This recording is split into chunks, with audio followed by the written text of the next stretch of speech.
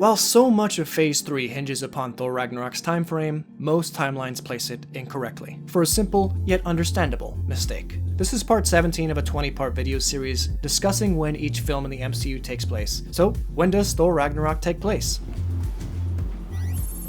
Voice activation required. Banner. Welcome, strongest Avenger. What? Thor Ragnarok is unique in that it is the first film to literally give us no dates or years whatsoever. But there are big clues we can use to determine when it takes place. The biggest clue? Banner, listen. What? Sokovia, Ultron, that was 2 years ago. What are you saying?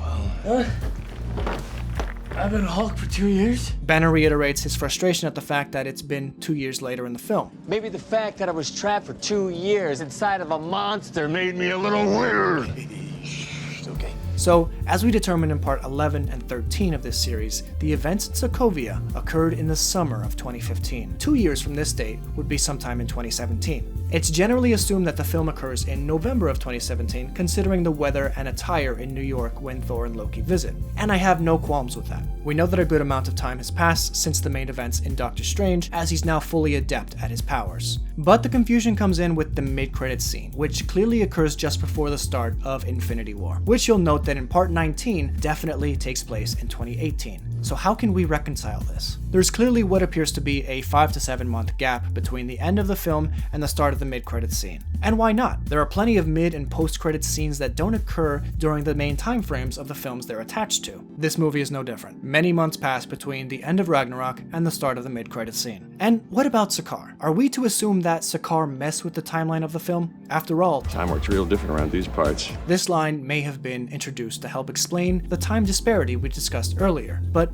as we mentioned, we don't think that's necessary. Also, Thor and Hela's timeline never diverges in any meaningful way, so why complicate it when it's already so clear? So, all said, 99.4% of the film takes place in 2017 and 0.6% in 2018. Hope you enjoyed the video. If you did, like and subscribe for more. Don't miss part 18 of this series where we'll discuss when Black Panther takes place. Of course, the last 3 videos are available to our patrons for as little as $1 a month, as well as those who've emailed us some proof of purchase of any items from our merchandise store. They'll also be credited in our upcoming MCU timeline. Thanks for watching. Have a good one.